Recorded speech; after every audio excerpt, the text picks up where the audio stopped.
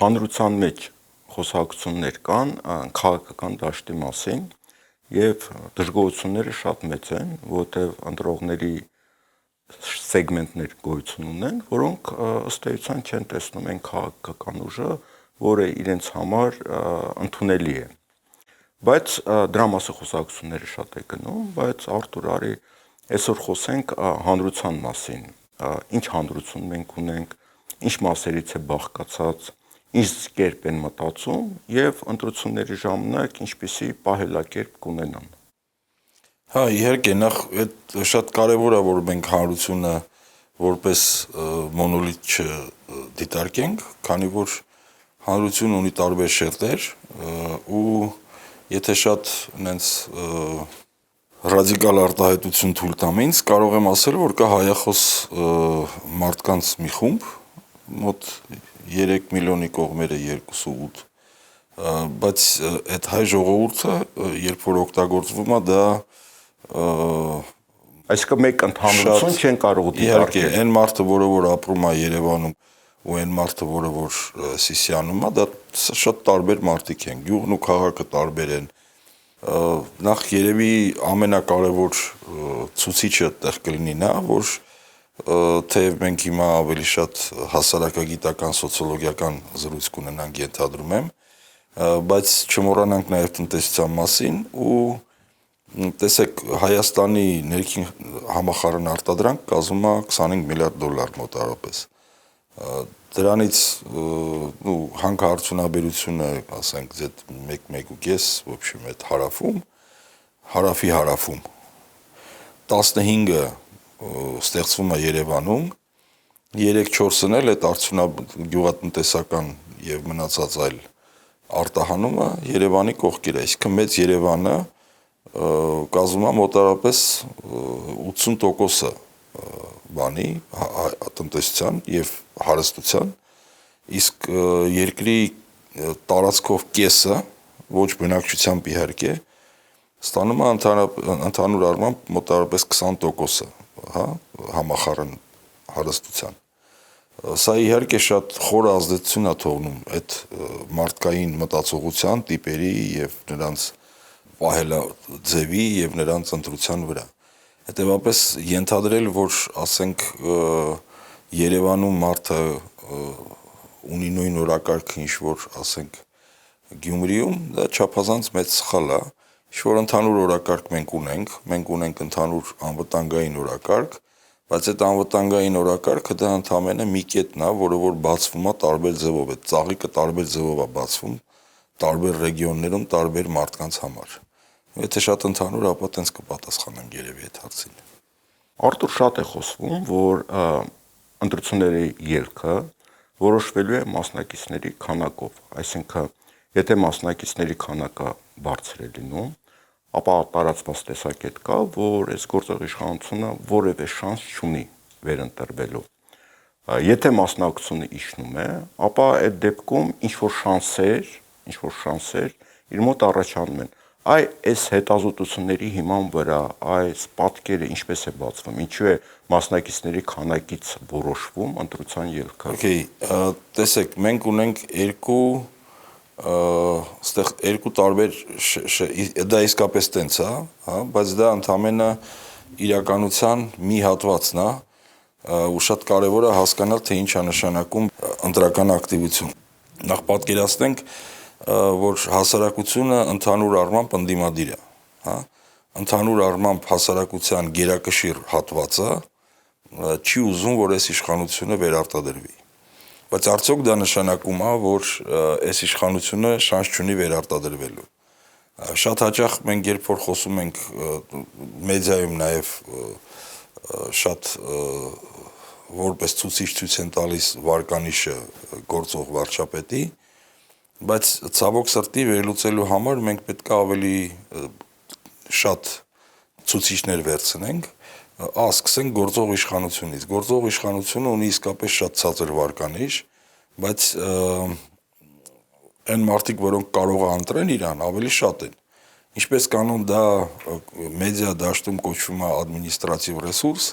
այդ ադմինիստրատիվ ռեսուրսը դա ոնց ասենք, Դա գիտական տերմին չի, հա։ Տեւապես մենք որ շատ չխորանանք, պարզեցնենք կամ մարդիկ, որոնք որ կարան քվեարկեն գործող իշխանությանը, եւ դրանք 2 անգամ ավելի շատ են գրեթե, քան թե այն մարդիկ, որոնք որ Նիկոլ կոչվածի կողմնակիցներն են։ Հա, բայց պատրաստ են քվեարկեն։ Իսկ ադմինիստրատիվ ռեսուրսը դա մոբիլիզացիոն ինստրումենտ է, հա, գործիք է, ինչի դրա համար որ դպրոցի դասատուին եթե դու ասում ես պետքա քվեարկես, դա ուղղակի կամ պիտի փող տաս, հա,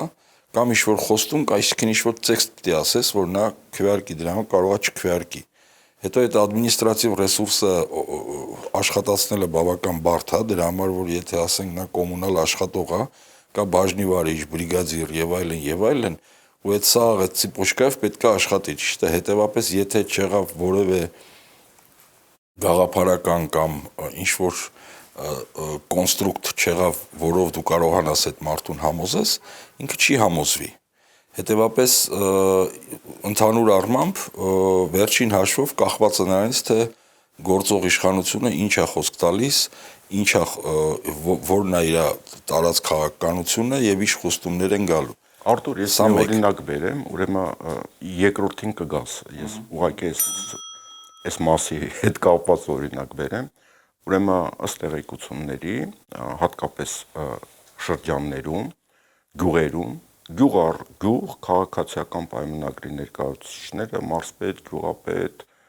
եւ այլն, հա, տուն առ տուն մուտք են գործում եւ գնում են ինչ-որ պայմանավորվածություններ։ Մեկին ինչ-որ տարածք է պետք սեփականաշնորհել, մեկին ինչ-որ առողջության հետ խնդիրներ, մեկը համապատասխան վայրերում ունի կալանավոր, բարեկամ կամ ես ինչ, որին պետք է ինչ-որ ձևի օգնել, աջակցություն ցույց տալ կամ ազատել, ինչ-որ եղանակով պայմանական եւ այլն, այսինքն տուն առ տուն գնում է պայմանավորվածություն։ Պլյուս այս ապահովագրությունը, որ իրենք մտցրեցին, թոշակների բարձրացում, իմիջիայլոց այդ ամեն ինչը բյուջեում ամրագրված չի։ Եվ հետո ոնց են տակից դուրս գալու ընտրություններից հետո դա այլ խոսք է, բայց համենայն դեպս այդ պետության ռեսուրսները դրված են ըստ էության ընտրակաշառք բաժանելու վրա։ Հիմա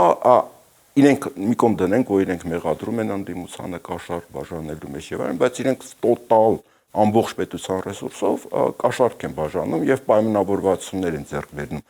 Այսինքն սա այն օրինակն է, որը դու բերեցիր, թե ինչ եղանակով են, ասենք, պայմանավորվում եւ ռեալ այս իշխանության համար ձայն տվողները իրականում այդ թիվը մեծանում է հենց այդ մարդկանց հաշվին։ Այո, այդտեղ կան մարդիկ, որոնք շահագրգռված են, մարդ կա, որը պաշտոն ունի, պաշտոն ունենալով հանդերձ իհարկե նա փորձելու է անել ամեն ինչ, որ ենթակաները, ասենք, քվեարկեն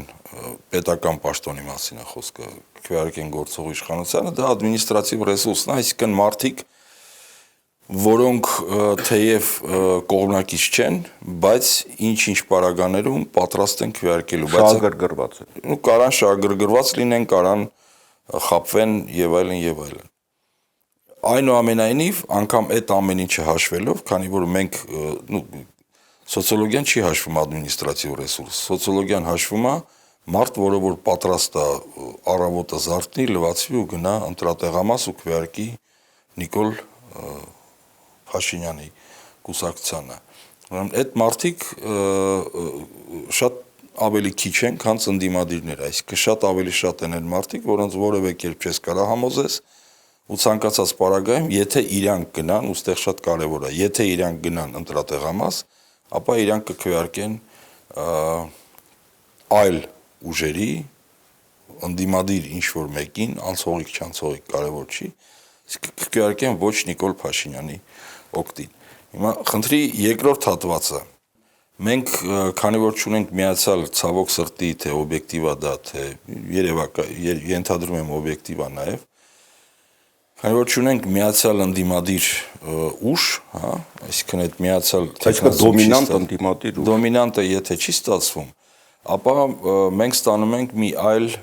երևույթ, երբ որ կա այսպես կոչված դժվարանում են պատասխանել տարբերակ, այսինքն մարդիկ, որոնք կողմնորոշված չեն, ոչ կողմնորոշված լինեն։ Մեր ուսումնասիրությունների ժամանակ շատ մարդիկ ասում են, այդ օրը կգա, ես առավոտը վեր կկենամ, նոր կտեսնեմ ում եմ ձայն տալու։ Հա, այդ մարդիկ ինչպես կանոն իրենք էլ չգիտեն որ չափանիշներից ելնելով են իրենք վերջ ընտրություն կատարել ու կատարելու են թե ոչ, հետևաբար խնդիր համար 2 ընտրությունները ոչ թե միայն ընտրական ակտիվության մասին են, այլ նաև նրա մասին են, որ ընդդիմությունը կարողանա ակտիվացնի այդ հատվածը։ Անվանենք լատենտ ընդդիմադիրներ։ Լատենտ ընդդիմադիրների ակտիվացման խնդիրը, հա, այսինքն այդ մարդիկ պետք է ակտիվանան։ Ստեղ հիմա եկեք կարելի է արդեն թվերով խոսալ, ուրեմն մենք ունենք իշխանություն, որը ունի կորիզ, կորիզից բացի ունի մարդիկ, որոնք կարան իրան ընտրեն, ու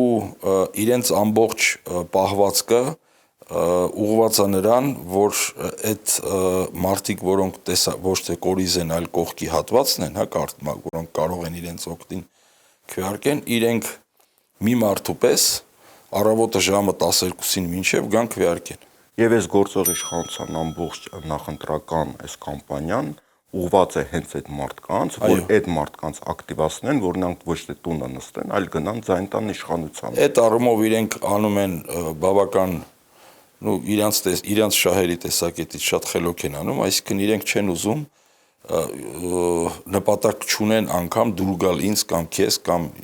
այն իրանք թիրախային են աշխատում։ Շատ թիրախային աշխատում են այն մարդկանց օրեն, որոնք որ պոտենցիալ կարող են իրենց ընտրել։ Հիմա թվերով փորձենք։ Փորձենք թվերով, ուրեմն երրորդ խնդիրը, որը որ կա, ես մինչև թվերը անցնելը ասեմ, ուրեմն իրենք ինչի են գյուղ առ գյուղ գնում, քանի որ գյուղերում պատկերը իրենց համար ավելի բարենպաստ է, քան քաղաքներում, ամենատխուր պատկերը իրենք ունեն Երևանում, հա։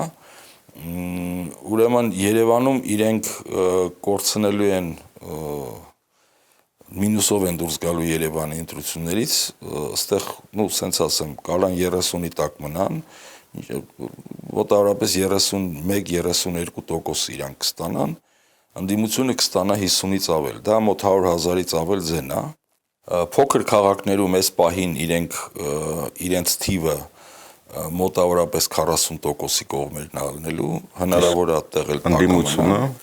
Ընդդիմությունը 50 կարող է չձգի, բայց այդտեղ էլ իրենք մինուս են։ Տեւապես իրենց կարևորագույն հույսը դա նա է, որ գյուղացիները մի մարդու պես կան քվեարկեն, որտեղ որ իրանք հույս ունեն հավաքել ավել քան 50%, որը տեսականորեն այս պահին կարող տեսնեմ,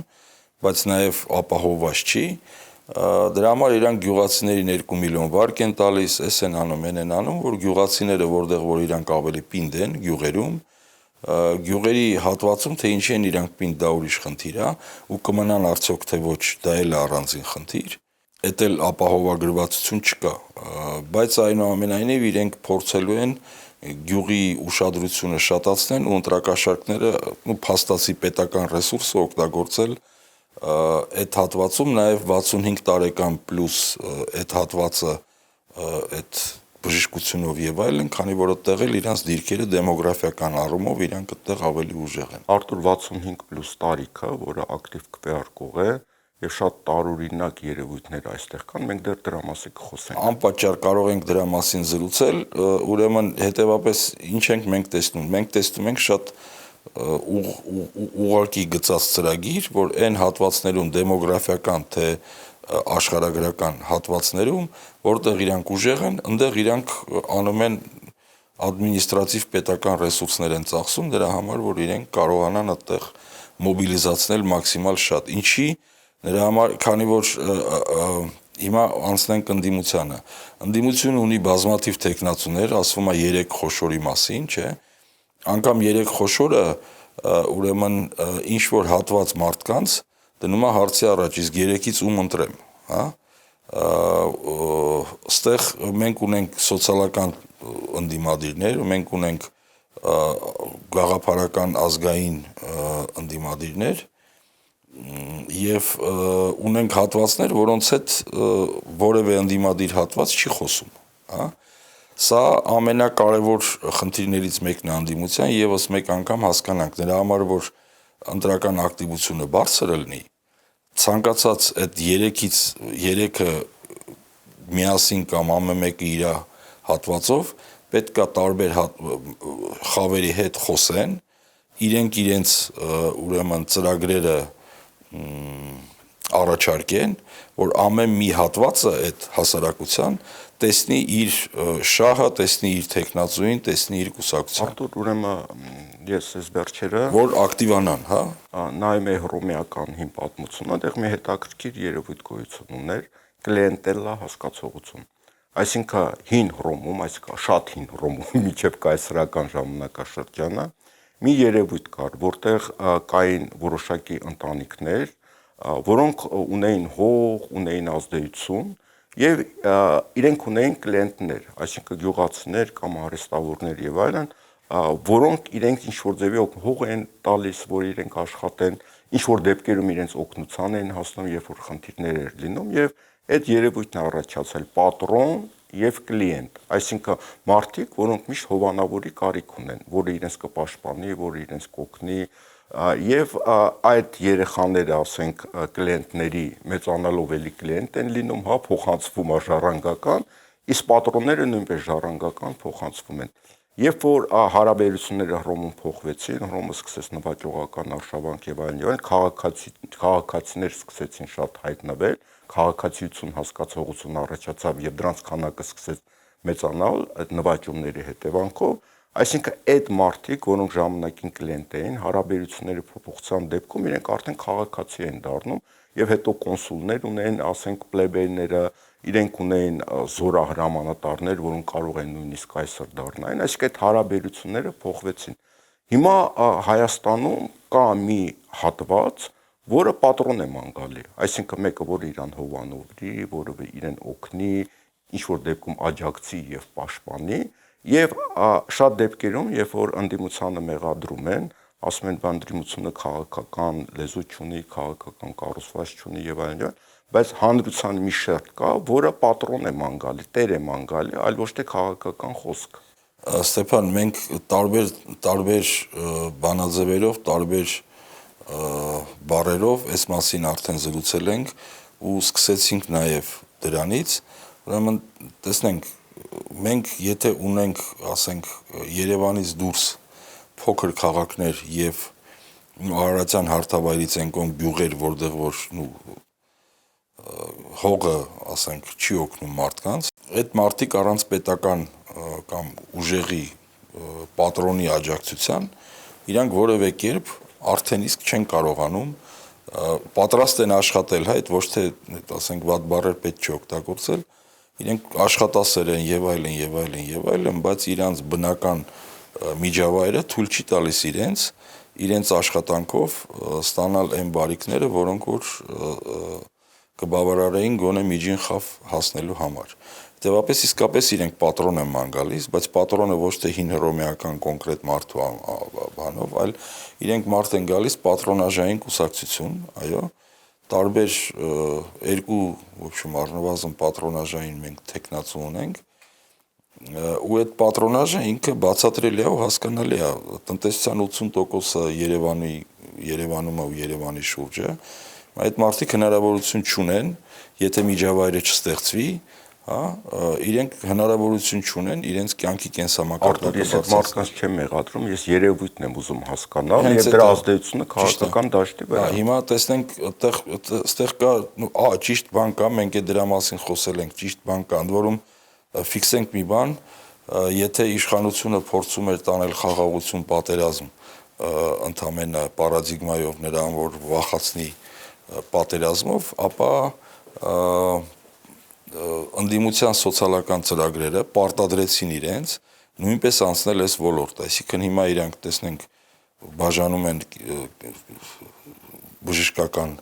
ապահովագրեր, գյուղերին տալիս են 2 միլիոն վարկ, մանա գալիս փողոցներով ասում է ինչ կարիք ունեք, ասեք, ես լուծեմ եւ այլն եւ այլն։ Դա ընդդիմությունն է պարտադրել այդ օրակարգը։ Հիմա միևնույն ժամանակ ընդդիմությունը ուրեմն չի կարողանում ինչ որ հատվածների հետ խոսել, այսինքն երբ որ դու խոսում ես փոքր քաղաքների հետ, դա շատ լավ է, բայց Երևանում կա մի ստվար զանգված, որը կյանքի կենսամակարդակի խնդիր չունի, ունի կյանքի որակի խնդիր։ Այսինքն այդ մարդկանց համար 300,000 աշխատատեղը ոչ մի բան չեն ասում։ Իրենց պետք են աշխատատեղեր, որոնք տալիս են 500,000 դրամ աշխատավարձ։ Այս հատվածի հետ որևէ մեկը չի խոսում, ենթադրվում է, որ այդ մարդիկ արդեն իսկ այդ հիմնավորված է բավականաչափ, որ այդ մարդիկ իրենց պահանջները վերադասավորում են այնց, որ կարևորագույն ազգային անվտանգային խնդիրներն են ու կքվեարկեն ըստ այդ օրակարգի, բայց ինչ-որ մարդ կա, որը կարա տունը մնա։ Իսկ եթե դու ծիպաժով իրան չես կպնում, հա, կերպարով իրան չես կպնում, ինքը կարա ուղղակի տունը մնա։ Այդ վերջի հատվածն է, որը շատ կարևոր է։ Հիմա նոր բառ կա vibe, հա, այսինքն ինչ-որ ամեն ինչից բացի նաև պետք է էմոցիաները լինի։ Էներգիա, էմոցիա, ոգևորություն։ Այո, ոգևորություն, որ մարդը դուրս գա։ Այսինքն հակառակ դեպքում ինքը կասի չեմ վստահում։ Մենք տեսել ենք բազմիցս այն մարդկանց, որոնք որ ասում են ես դժվարանում եմ, չգիտեմ, 3 հոգի, որն է լավը, որն է ճիշտը, ու ճիշտը այնա, որը որ ժողովուրդն է, հա, բայց քանի որ ժողովուրդը ջարդած է 3 հավասար կամ 3 ոչ հավասար մասերի, տարբեր մասերի, ապա այդ պարագայում միասնական ժողովուրդը գտնելը շատ դժվար է լինելու, իրանք կարան տունը մնան։ Արթուր, այս դեպքում մենք խոսում ենք ըստ էության Երևանի կենտրոնի եւ հյուսիսային շրջանների մասին, հյուսիսային մասերի մասին Երևանի, որոնք քաղաքական առումով ինչ որ առումով ներկայացված չեն ընդդիմության մեջ։ Այո, եւ Երևանի այդ միջին խավի ընդդիմության մեջ ներկայացված չլինելը կարա մոտավորապես 50-60 հազար ձայն պակաս բերել Երևանում, որը շատ վտանգավոր է, քանի որ չմոռանանք ամենասկզբից մենք ասացինք ընդդիմության կարևորագույն ուրեմն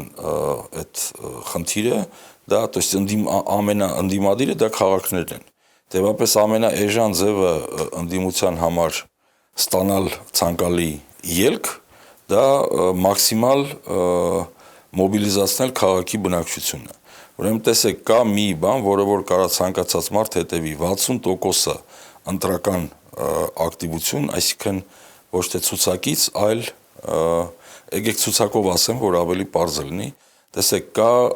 շրջադարձի կետ։ Շրջադարձի կետը ցուցակից 48%-ը, եթե մասնակցում է, դա շրջադարձի կետն է։ 48-ից մինչև 50-51 հնարավոր է, դա այսպես կոչված սերի զոնա է, գորշատվը, որտեղ որ անկայունության էլեմենտ կա, այսինքն լատարեյա, հա։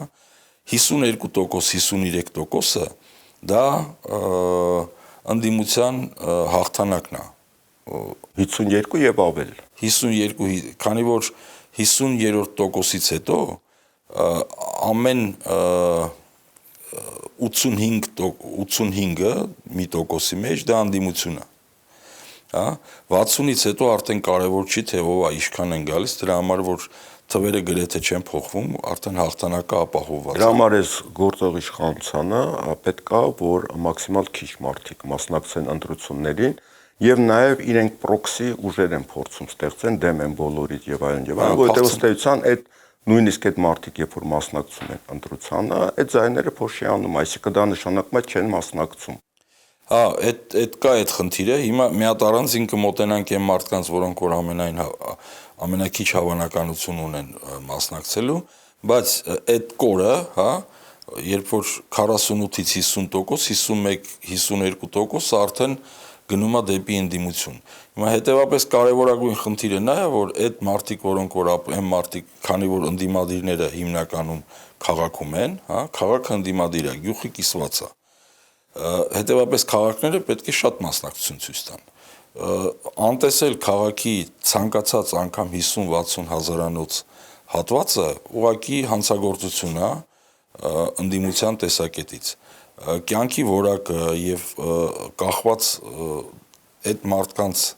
խնդիրների հետ բոլոր հարցերը պետք է լինեն ու պետք է լինի քաղաքի տեխնացու, հասկանեք ոնց է, այդ մարդիկ պետք է կերպարը տեսնեն, որ հավատան, որ այդ մարդը իրանց պես է։ Երբ որ մենք ունենք մի գործող վարչապետ, որը պերաշկի ու կուկուրուզ է ուտում, հա, իսկ մնացածները նույնպես իրենց, ոնց ասեմ, իրենց միջավայրի մարդ պետք է լինի, հա, որ իրանք հասկանան, որ այս մարդուն ես կարամ քվեարկեմ, թե խոսույթով, թե շարժու ձևով եւ մնացած այդ անպայման, ասենք, պետքա լինի, ընդ որում այդ ավելի քիչ հատվածը կա նաեւ Գյումրիում, ինքը կա Վանաձորում, մեծ Երևանում իհարկե այդ ամեն չկա եւ այդ մարդկանց չի կարելի անտեսել։ Արտուր, մի շերտ էլ կա, որը գուցե ամենաակտիվ քվեարկողն է, դա 60-65+ հատվածն է։ Եվ տարօրինակ երևույթ ենք մենք նկատում, այսինքն սովետական միությունում մեծացած, ապրած ինչ-որ մի սերունդ, որը հիշում է դա սոցիալական պետություն էր, որտեղ այնուամենայնիվ դատական համակարգը գործում էր եւ մարդկանց կողմից էր իր թերություններով հանդերձ, այդ մարդիկ այսօր դարել են արևմտամետ եւ այդ մարդիկ հիմնականում բոլորի չէ բնականաբար, բայց հակված են ձայն տալ այս գործող իշխանությանը։ Այստեղ հետաքրքիր բան կա, էլ այդ արևմտամետություն պատճառները որոնք են։ Պատճառները նախ ասեմ, որ այդ հատվածը 65+ հատվածը դեմոգրաֆիական կոտրվել է շատ ուժեղ։ Վերջին երևի 1 տարուց 6 ամսվա մեջ այդտեղ կան լուրջ, եթե առաջ 70-30 էր, 75-25 էր, ապա հիմա գործող իշխանության եղել է ավելի բարձր, բայց հիմա այդ իրավիճակը արդեն փոխվել է ու կես-կես է, բայց այնուամենայնիվ իհարկե այդտեղ իրանք ունեն լուրջ հիմք, հա, կորիզ ունեն, որն է պատճառը, որ այդ մարդիկ դարել են արևմտամետ։ Տես, այդ մարդիկ, որոնք ապրել են դեռ Սովետ Միությունում, Սովետ Միությունում իրենք ունեին բավական պարզ հասկանալի ձև, հա, այսինքն ինքը գնում էր, սովորում էր, ընդ որում ինչքան բարձրագույն կրթություն ունեցող կա, այնքան ավելի արևմտամետ է այդ հատվածում։ Իսկն ինքը ինժեներ էր, գնում էր ինչ-որ տեղ աշխատում էր, ու ինքը որևէ ձևով կապված չէր, ասենք, թաղայինից, չգիտեմ, թաղային հեղինակությունների, թաղային հեղինակությունից, սրանից, նրանից, այսինքն ինքը գնում էր ազատ մարդ էր, գիտելիքով սոցիալական դիրք ուներ, գիտելիքով ապահովում էր իր սոցիալական դիրքը, իսկ եթե փորձեին թաղայիններով կամ թաղային ավտարիզետներով, նալագավիկով եւ մնացած ամեն ինչով փորձեին իրեն ճնշեին, բայց ինքը գիտեր, որ կա Մոսկվա, որտեղ ինքը կարա դիմի ու այդ Մոսկվան սենց թենենց կորոշի, այսինքն կայսրության կենտրոն։ Կայսրության կենտրոնը։ Հիմա այդ կայսրությունը իրենց տպավորությունով, հատկապես եթե հեռուստատեսությունն էլ աշխատում է այդ ուղղությամբ, այդ կայսրությունը այլևս գոյություն չունի, բայց կա նոր կայսրություն, եվրոպական կայսրությունը, եւ իրենք քանի որ չեն վստահում իրականում պատճառը կարևորագույն չեն վստահում հայ ժողովրդին, իրենց ժողովրդին եւ հայկական մշակույթին որպես պետություն ստեղծելու ունակ մշակույթ, իրենք ենթադրում են, որ Հայաստանը պետքա լինի կայսրության մաս, որ կայսրությունը չկա, հիմա դեռ հնարավորություն կա։ Հիմա գնանք այն կայսրություն։ Բայց այդտեղ կարևոր է այդ 65+-երի կոտրվելը նաեւ գալիս է նրանից, որ Տրամպի ուրեմն գալուց հետո այս հատվածը այսինքն արժեքային առումով արևմուտքը փլուզվել է, իսկ Եվրոմիությունը կյանքը ցույց է տալի, որ թույլ է Ուկրաինայի օրինակով։ Ուկրաինայի օրինակով թույլ են, ասենք, արդարության այդ շղարշը կորում է, հա, գազային ցեղասպանությունը, երեխաների դպրոցը, որևէ խաղի կանոն չկա, կարան ցանկացած պահի գնան Մադուրոին, ասենք, նստացնեն սամոլոտ տանեն, խաղի կանոն չկա, հետևապես կայսրությունը, որը առաջի հերթին խաղի կանոն է, միտումը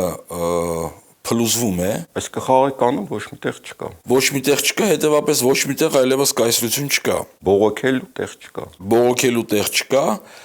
դրա համար այդ մարդիկ թեև շարունակում են մնալ Եվրոպամետ, բայց դա ավելի իներցիա է, հա։ Դա հենց այդ